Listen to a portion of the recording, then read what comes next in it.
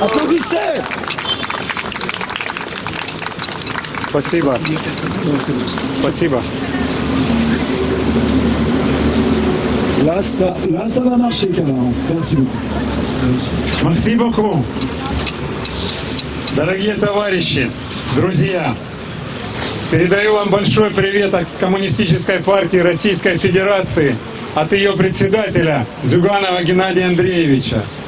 Выражаю вам большую благодарность за память, которую вы храните о Второй мировой войне, о подвиге советского народа, принесшего невероятные жертвы на алтарь Победы. Свободная Франция и Советский Союз вместе боролись против фашистской Германии. Chers camarades, chers amis, je vous transmets les salutations chaleureuses du Parti communiste de la Fédération de Russie et de son président Gennady Andreevich Zyuganov. Je vous exprime ma grande gratitude pour la mémoire que vous gardez de la Seconde Guerre mondiale, de l'exploit du peuple soviétique qui a consenti d'incroyables sacrifices sur l'autel de la victoire. La France libre et l'Union soviétique ont combattu ensemble contre l'Allemagne nazie.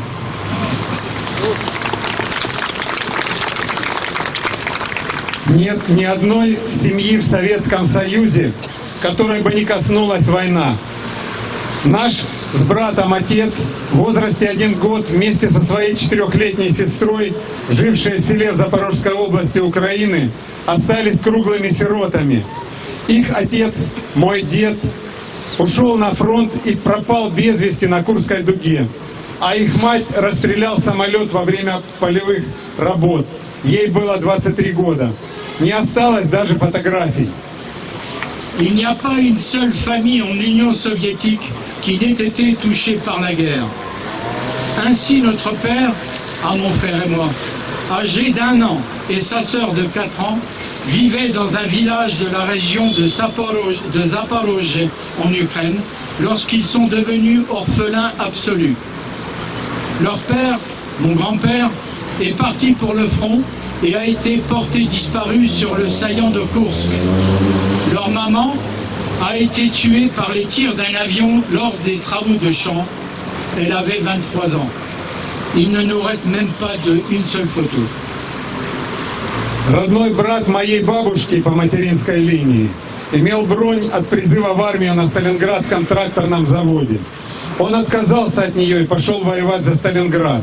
Некоторое время его жена носила ему обеды на передовую, пока, как она рассказывала, земля не смешалась с небом. Дед говорил: воюю, чтобы у сына был чистый глаз, чтобы сын мог гордиться отцом. Он погиб в Сталинградской битве. Это была грандиозная битва. Это была кульминация схватки капитализма с социализмом. Для Гитлера город, носящий имя Сталина, был смысловой доминантой войны. Оборонительный этап Сталинградской битвы начинался сложно для Красной армии. Вермахт имел превосходство над советскими войсками в личном составе в 1,7 раза, в танках в 1,3 раза, в артиллерии в 1,3 раза, в самолетах более чем в 2 раза, но победил социализм. В период Сталинградской битвы немцы и их союзники потеряли около 1,5 миллиона человек. Потери Красной армии составили 1 129 619 человек.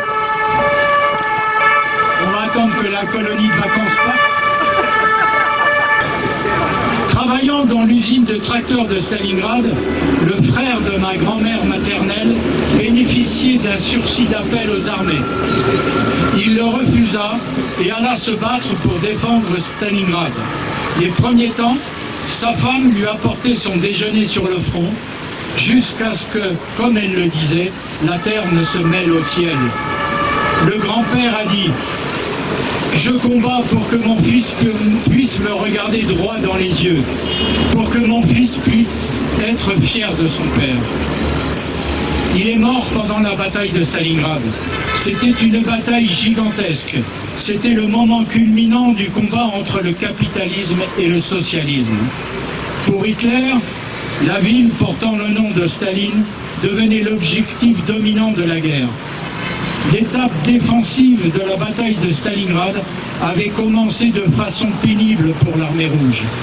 La Wehrmacht avait la supériorité sur les troupes soviétiques de 1,7 fois en hommes, de 1,3 fois en tank, de 1,3 fois en artillerie,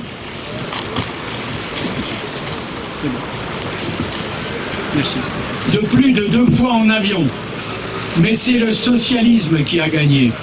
Lors de la bataille de Stalingrad, les Allemands et leurs alliés ont perdu environ 1,5 million d'hommes. Les pertes en hommes de l'armée rouge se sont élevées à 1 129 619.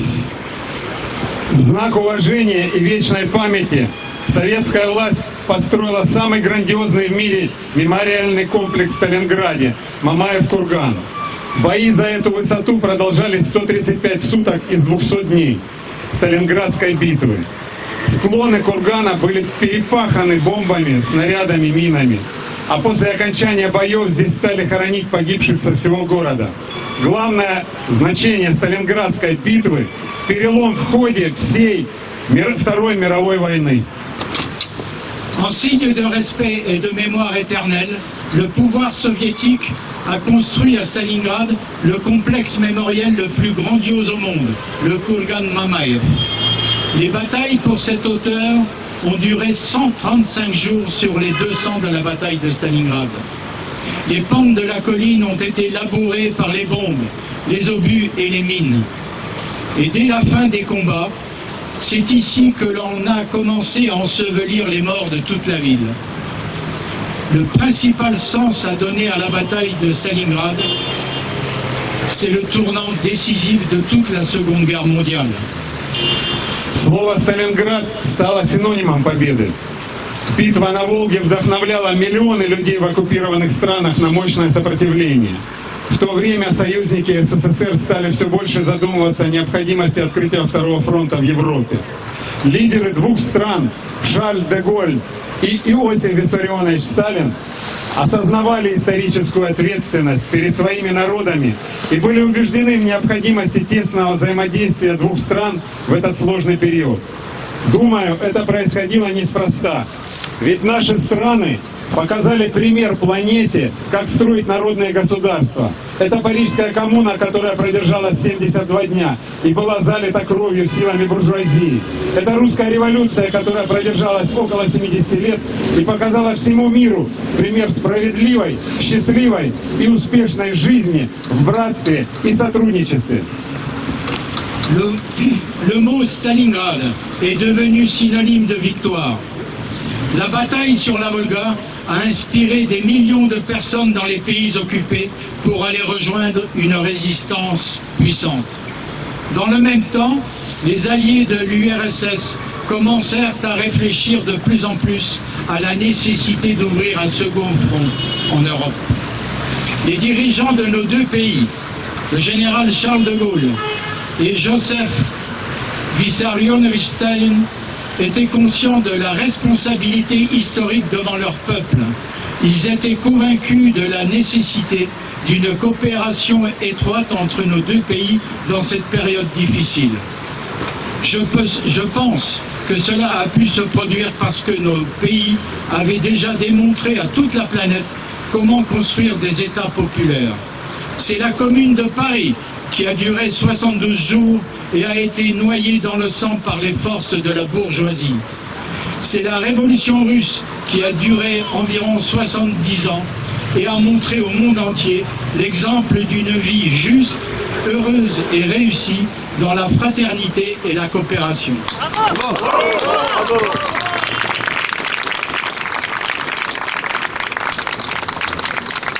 Русская революция смогла противостоять попытке вооруженным путем ее уничтожить, но она не смогла противостоять хитрости.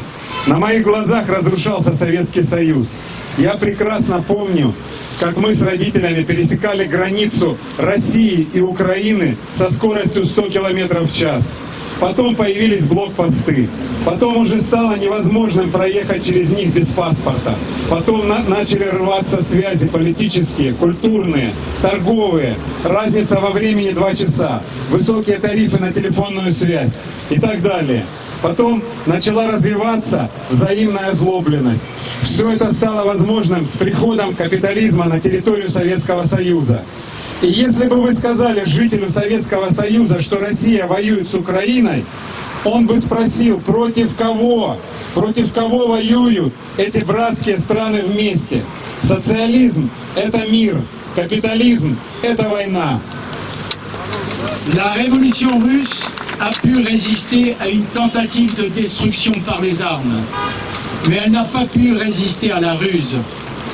L'Union soviétique s'est effondrée sous mes yeux. Je me souviens très bien comment mes parents et moi traversions la frontière entre la Russie et l'Ukraine à une vitesse de 100 km à l'heure. Puis, des points de contrôle sont apparus. Puis, il est devenu impossible de la franchir sans passeport. Puis, les relations politiques, culturelles, commerciales ont commencé à se détériorer. Un décalage horaire de 2 heures est apparu. Puis des tarifs élevés des communications téléphoniques, et ainsi de suite. Puis c'est une animosité réciproque qui a commencé à se développer. Tout cela n'a été possible que par l'arrivée du capitalisme sur le territoire de l'Union soviétique. Si vous aviez dit à un habitant de l'Union soviétique que la Russie allait se retrouver en guerre avec l'Ukraine, il aurait demandé « Mais contre qui donc ? Mais contre qui ces pays frères se battent-ils l'un contre l'autre ? Le socialisme, c'est la paix. Le capitalisme, c'est la guerre. »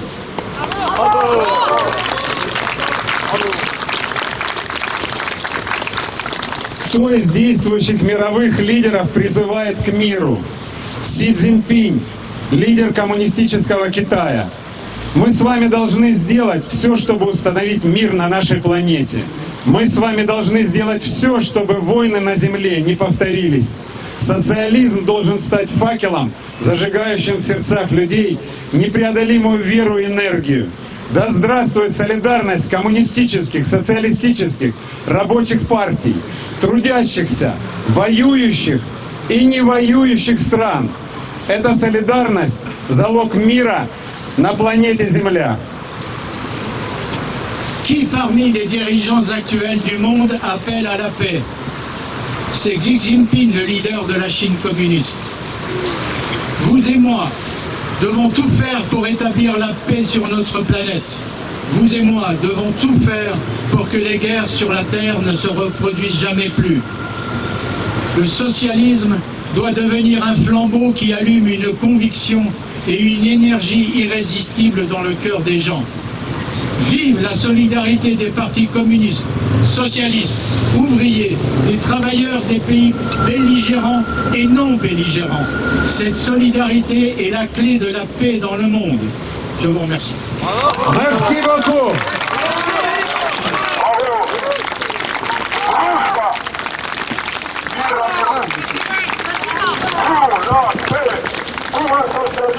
Avant la guerre mondiale et le capitalisme, pour la paix, pour le socialisme. Avant la guerre